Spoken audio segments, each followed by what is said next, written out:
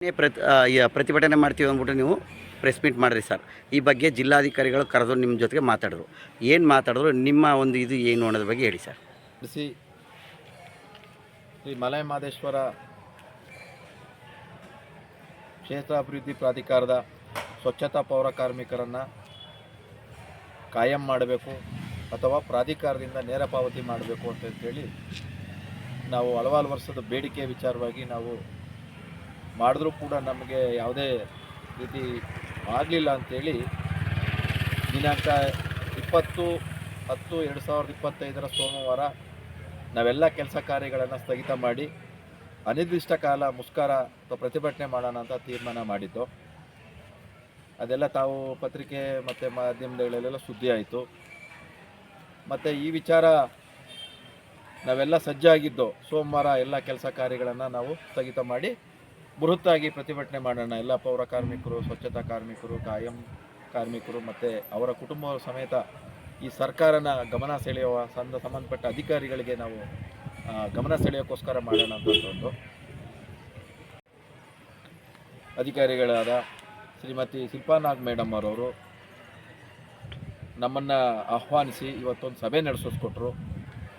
ಸಭೆ ಬಹಳ ಯಶಸ್ವಿಯಾಗಿ ಆಯಿತು. ಹಬ್ಬದ ದಿನ ದೀಪಾವಳಿನ ಒಳ್ಳೆ ರೀತಿಯಲ್ಲಿ ಆಚರಣೆ ಮಾಡೋಣ. ಆ ಪುಣ್ಯಕ್ಷೇತ್ರದಲ್ಲಿ ನಾವು ಪ್ರತಿಭಟನೆ ಮಾಡೋದು ಬೇಡ, ನಿಮ್ಮೆಲ್ಲ ಏನು ಬೇಡಿಕೆಗಳಿದೆ ಅಂತ ಹೇಳಿ ಭಾಳ ತಾಳ್ಮೆಯಿಂದ ನಮ್ಮ ಜೊತೆ ಸಮಯ ಕೊಟ್ಟು ಎಲ್ಲ ನಮ್ಮ ಕಾರ್ಮಿಕ ಅಹವಾಲುಗಳನ್ನ ಕೇಳಿದ್ರು. ನಾವು ಬಹುಮುಖ್ಯವಾಗಿ ಹೇಳಿದ್ದು ಒಂದೇ ಒಂದು ಪಾಯಿಂಟ್ ಪ್ರೋಗ್ರಾಮ್ ಅಂತರ ನಮ್ಮನ್ನು ಹೊರಗುತ್ತಿಗೆಯಿಂದ ಮುಕ್ತಿಗೊಳಿಸಿ. ಎಂಡಮೆಂಟ್ ಆಕ್ಟ್ ನಿಯಮ ಏನು 8 ಹೇಳುತ್ತೆ, ಯಾವುದೇ ನೌಕರರು 5 ವರ್ಷ ಸೇವೆ ಮಾಡಿದ್ರೆ ಮುಜರಾಯಿ ಕಾಯ್ದೆಯಲ್ಲಿ ನಿಮ್ಮನ್ನು ಕಾಯಂ ಮಾಡ್ಕೋಬೋದು ಅಥವಾ ವೇತನ ಶ್ರೇಣಿ ತರ್ಬೋದು ಅಂತ ಕಾಯ್ದೆ ಇದೆ.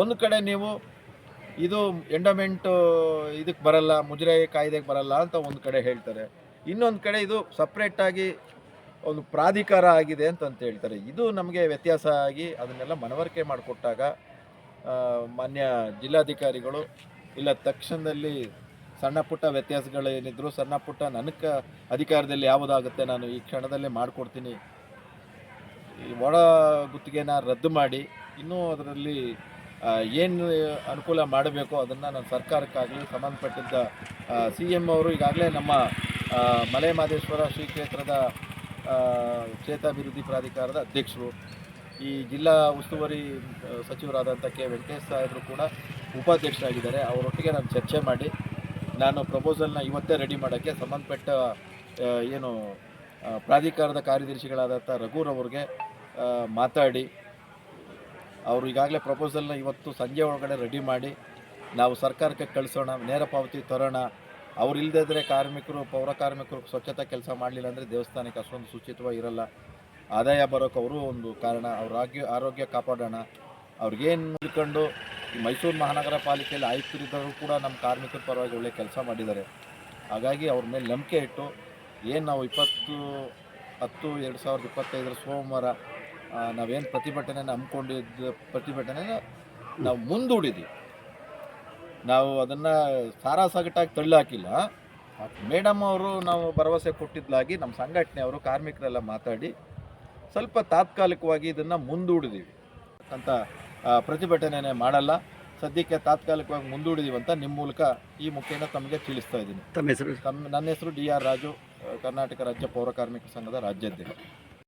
ಇವಾಗ ಪ್ರತಿಭಟನೆನ ನಾವು ತಾತ್ಕಾಲಿಕವಾಗಿ ಮುಂದೂಡ್ತಾ ಇದ್ದೇವೆ. ಸೋಮವಾರ ಯಾವುದೇ ಪ್ರತಿಭಟನೆ ಬೆಟ್ಟದಲ್ಲಿ ಇರೋದಿಲ್ಲ, ಆದ್ದರಿಂದ ಸಾರ್ವಜನಿಕರಿಗೂ ಯಾವುದೇ ತೊಂದರೆ ಆಗೋದಿಲ್ಲ. ಕಾರ್ಮಿಕರ ಸಂಘಕ್ಕೆ, ಕರ್ನಾಟಕ ರಾಜ್ಯ ಪೌರ ಕಾರ್ಮಿಕರ ಸಂಘಕ್ಕೆ, ಕರ್ನಾಟಕ ರಾಜ್ಯ ಪೌರ ಕಾರ್ಮಿಕರ ಸಂಘಕ್ಕೆ